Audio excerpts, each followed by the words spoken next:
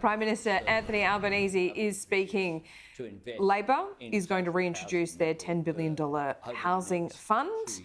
That will be the focus next week in Parliament. What's Anthony Albanese saying about that? Let's listen in. Our incentives in the budget will make a difference. The Property Council suggests that between 150 and 250,000 additional private rental dwellings will be built as a result of that initiative that we put in the budget this year. And of course, we, in addition to that, provided the largest increase in private rental assistance in 30 years. But we also have our Housing Australia Future Fund. Now, this is something that Labor has a clear mandate for. It was the centrepiece of my second budget reply when I was leader of the opposition. We campaigned on it in the lead up to the election for 2 years.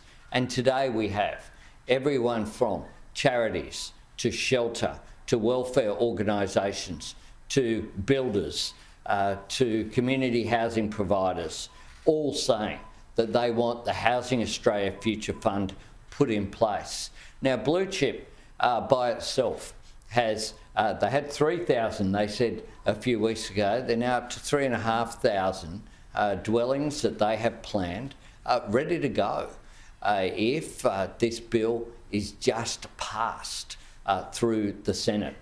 And that's why it is, in my mind, just extraordinary that even though there is such a need for dealing with housing supply, which is the key to making a difference, you have the Coalition, One Nation and the Greens in the new coalition, a coalition saying no to additional public and social housing, saying no to improving housing affordability. Our plan for 30,000 additional social housing dwellings over just 5 years, but a permanent stream of income with at least $500 million being invested every year is a practical one. 4,000 of those would be for women and children escaping domestic violence. It would, in addition, provide funding for remote housing for Indigenous communities, and as well $30 million being reserved to assist housing veterans at risk or indeed experiencing homelessness in this country.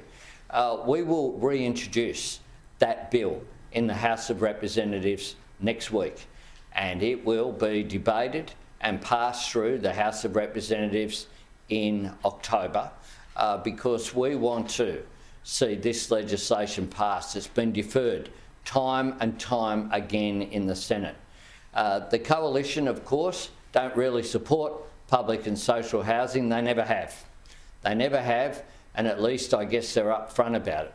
For the Greens political party that say that they care about social housing, that they care about affordability, to be blocking this is quite absurd. And the arguments that are put forward about this, I heard them again this morning, saying this Housing Australia Future Fund will provide for speculation on the stock market. I don't know if the Greens realise what superannuation funds do as a centrepiece of our savings system in this country, but this provides for investment in a secure way going forward, a traditional investment. It's not the only thing that we're doing, but it is the only thing that the Parliament is blocking at the moment.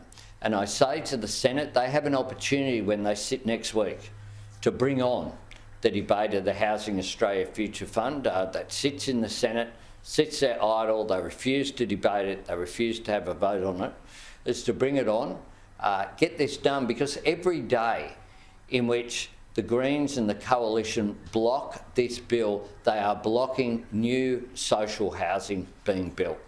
Australia deserves better, and they need to put aside the politics and put aside the posturing and pass this legislation.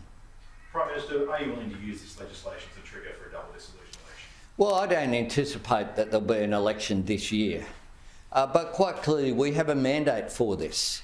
We want this to be passed.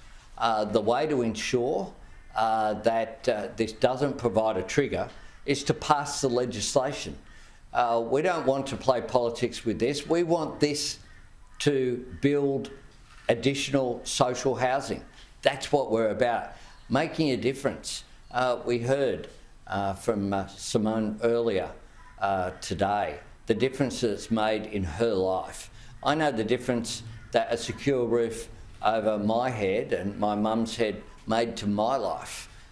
It is important that this bill be passed, and the fact that the Greens are saying that this is about politics. This is so that if the bill's passed, then they won't be able to door knock people in Labor-held seats, is actually what they have put in writing.